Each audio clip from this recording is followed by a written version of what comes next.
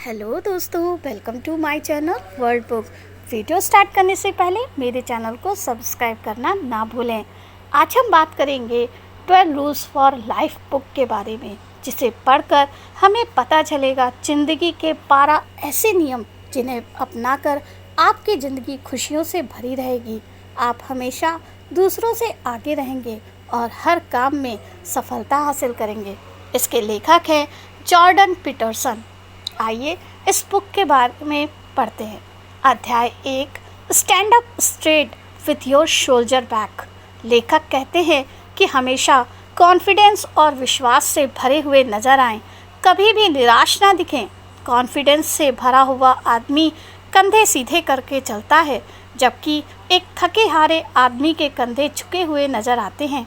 दुनिया ऐसे आदमी को कमज़ोर समझती है और सब उसे दबाते रहते हैं। इसलिए कितनी भी प्रॉब्लम्स में क्यों ना हो, हमेशा हंसते मुस्कुराते रहें और कभी भी खुद को बेचारा महसूस ना करें। इसे और अच्छे समझाने के लिए लेखक ने लॉबस्टर्स का एग्जाम्पल दिया है।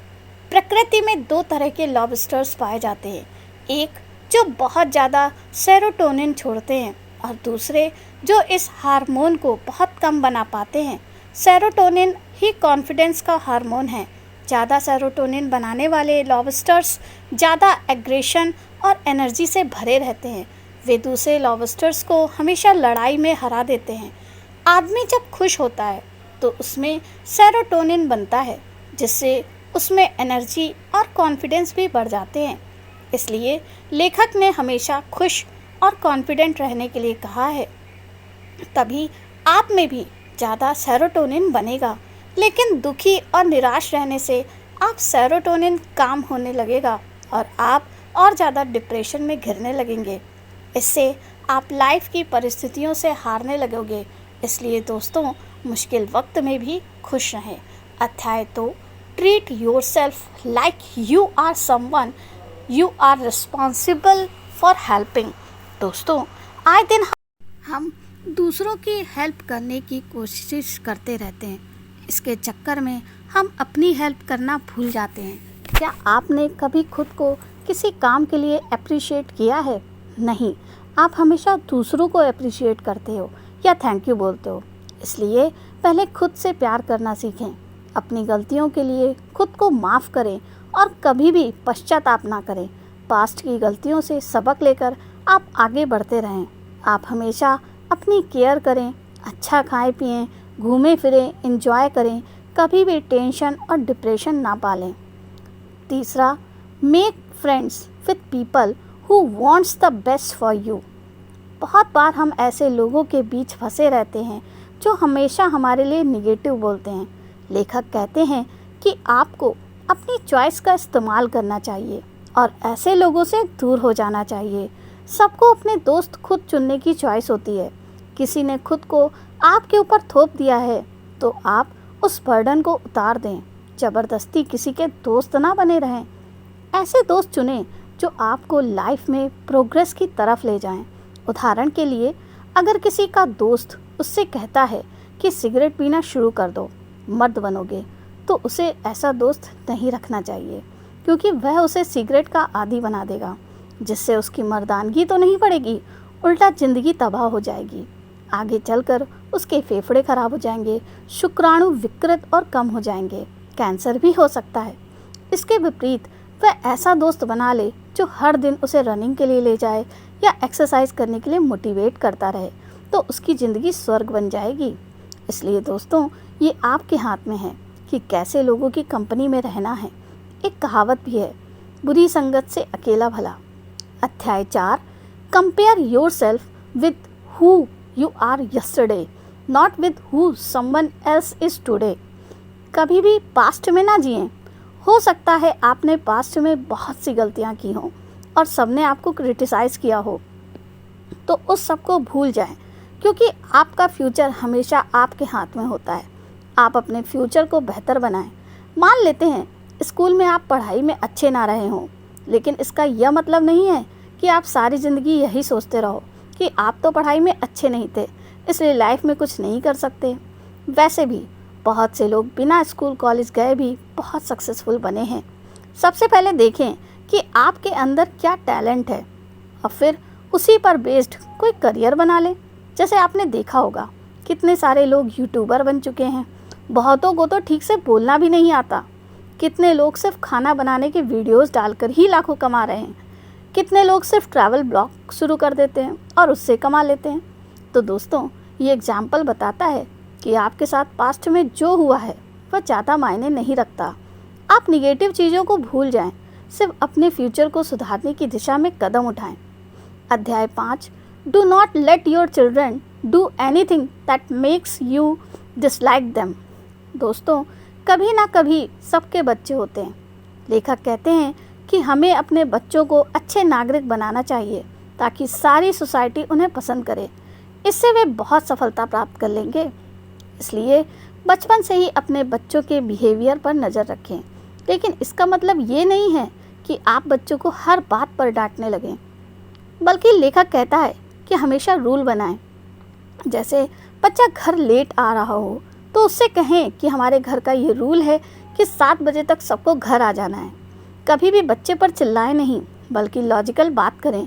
उससे पूछें कि घर लेट आने के क्या नुकसान हो सकते हैं। जब आप इस तरह लॉजिकल बात करेंगे तो वह अपने आप ही समझ जाएगा और अपने बिहेवियर को सुधार लेगा। अगर बच्चा अच्छा कार्य करता है तो उसके लिए हमेशा उसे अप्रिसिएट करें। इससे उसकी सेल्फ एस्टीम काफ़ी बढ़ जाएगी। अध्याय 6, set your house in perfect order before you criticise the world. बहुत से लोगों की आदत होती है कि वे हमेशा दूसरों को क्रिटिसाइज करते रहते हैं, लेकिन वे अपनी कमियों को कभी नहीं देखते। जैसे लोग कहते हैं कि सरकार इस पॉल्यूशन को क्यों नहीं हटाती, लेकिन वे खुद इधर उधर गंदगी फैलाते रहेंगे। कभी भी दूसरे आदमी पर उंगली उठाने से पहले आप ये देखें कि कहीं आप में भी वही बुरी चीज़ें तो मौजूद नहीं हैं। पहले खुद को ठीक करें, फिर दूसरों को मोटिवेट करें। अध्याय 7, pursue what is meaningful. Life में वही चीज़ करें जिसका कोई मीनिंग हो। दूसरों की देखा देखी ना करते रहें। अगर आपके फ्रेंड ने गाड़ी ली है तो ज़रूरी नहीं है कि आप भी उसे देखकर गाड़ी ले लें। पहले ये देखें कि क्या आपको गाड़ी चलाना पसंद है भी, क्योंकि कुछ लोगों को गाड़ी चलाते हुए बहुत ही टेंशन हो सकती है। उन्हें यही लगता रहता है कि कहीं एक्सीडेंट ना हो जाए या गाड़ी पर खरोंच ना आ जाए। अगर आपको एंग्जाइटी होती है तो ज़रूरी नहीं है कि आप गाड़ी चलाएं।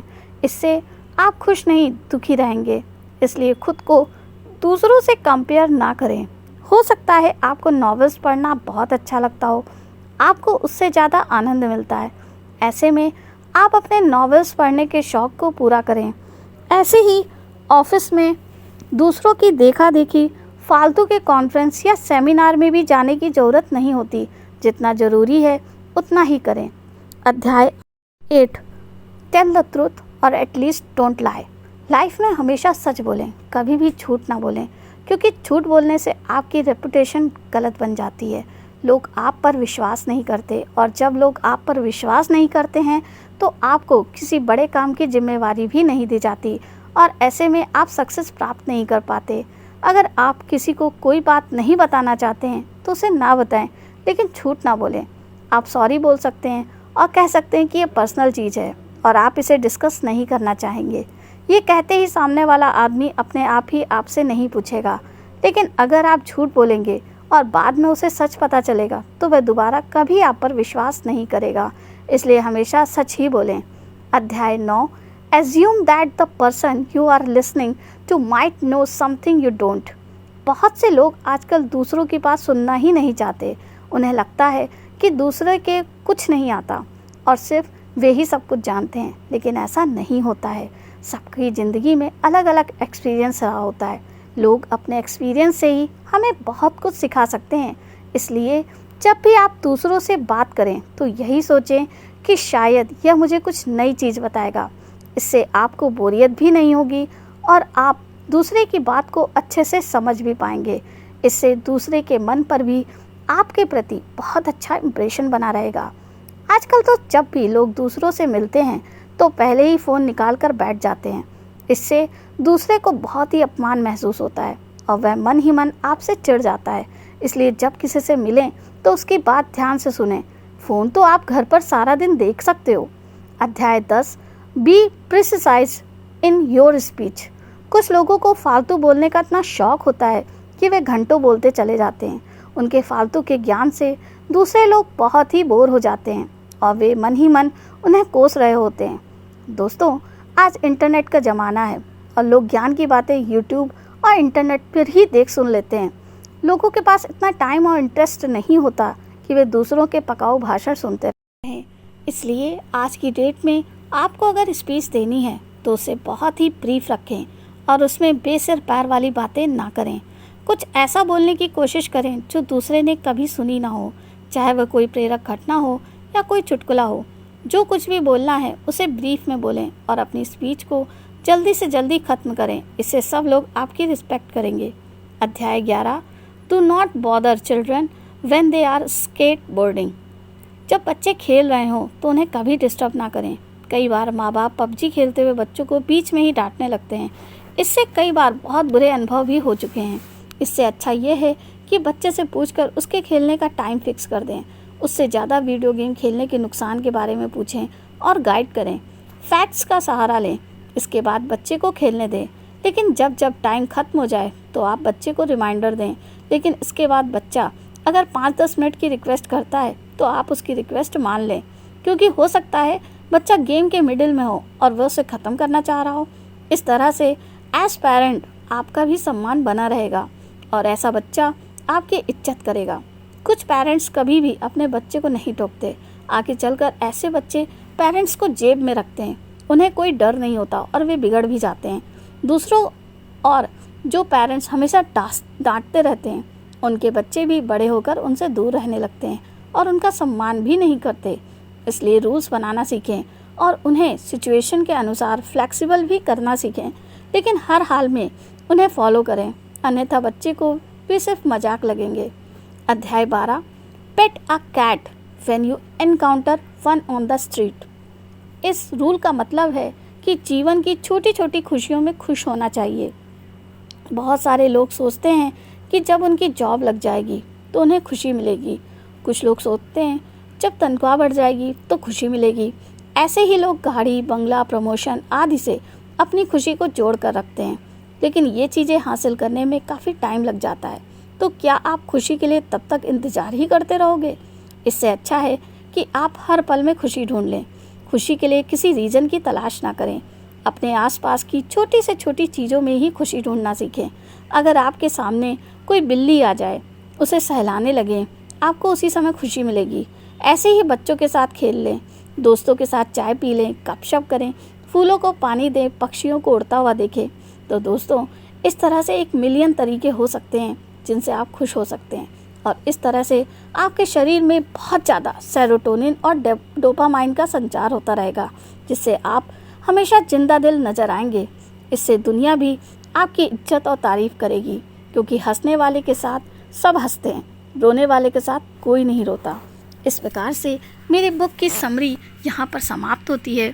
इस बुक को पढ़ने के लिए अगर आप ख़रीदना चाहते हैं तो इसका लिंक मेरे डिस्क्रिप्शन बॉक्स में है। और कमेंट करके मुझे ज़रूर बताएं कि आपको मेरी ये वीडियो कैसी लगी, बढ़िया या बहुत बढ़िया। थैंक यू, धन्यवाद।